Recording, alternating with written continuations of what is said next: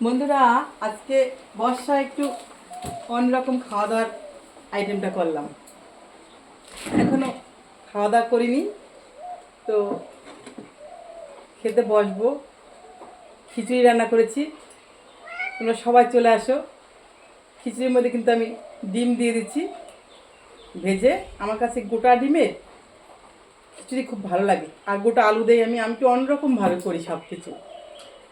আলুটা পুরো ভেতরটা একদম সেদ্ধ হয়ে যাবে, আমি সেইভাবে কায়দা করে দিই।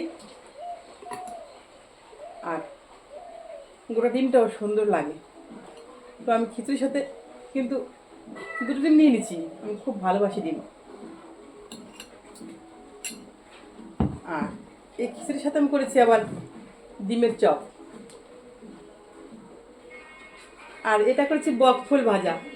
বকফুল হয়েছে আমার গাছে, আমার গাছের বকফুল পেরে আজ ভাজা করেছি।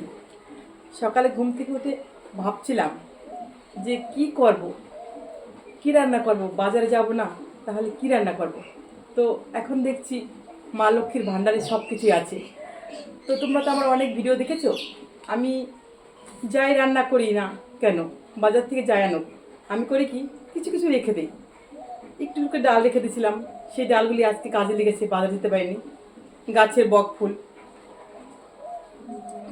2-3টা বক ফুলের বড়া নেবো আমি। আমি তো ছালাতে করে নিচ্ছি।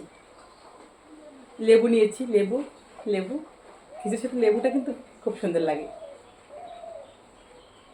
পেঁয়াজ কুচি কুচি করে কেটে পেঁয়াজি বড়া করেছি। আর অনেক কিছু করেছি খিচুড়ি খাওয়ার জন্য।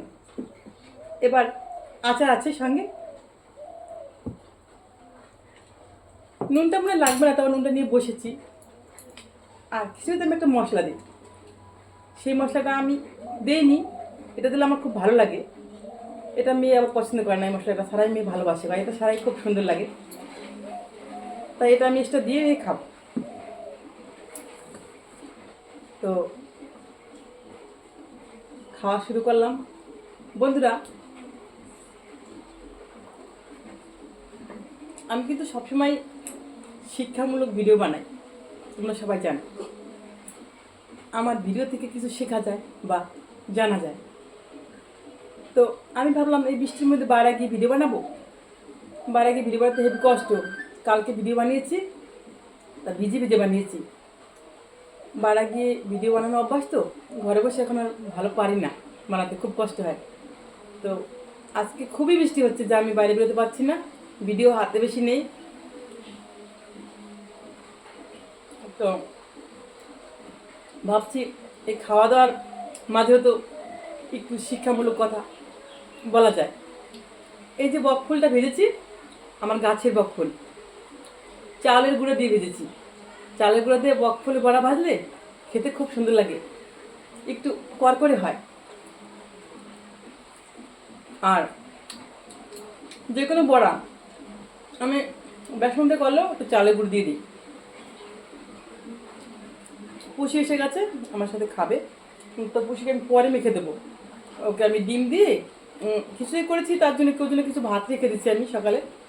ওটা দিয়ে ভাত দিয়ে আমি ওকে ডিমের কুসুম দিয়ে মেখে দেবো। আজকে তো মাছ হয়নি। তো যখনই বকফুলের বড়া করবে, যে কোনো বড়া করো তুমি, চপ ভাজো, সঙ্গে যদি একটু চালের দাও না, চাল দিলে হয় কি বড়াটা করকরে হয়, খেতেও খুব সুন্দর লাগে।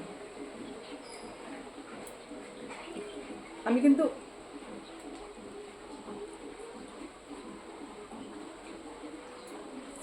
লেবু দিয়ে খিচুড়িটা খেতে খুব ভালো লাগে আমার।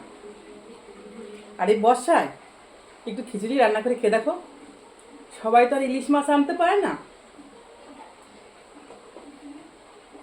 আমি আবার ডিম খুব পছন্দ করি, আর ডিমের কুসুম আমার খুব ভালো লাগে।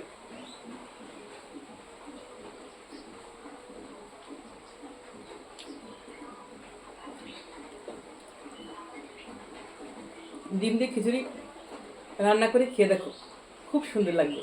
তো বন্ধুরা, এই অবধি রাখছি।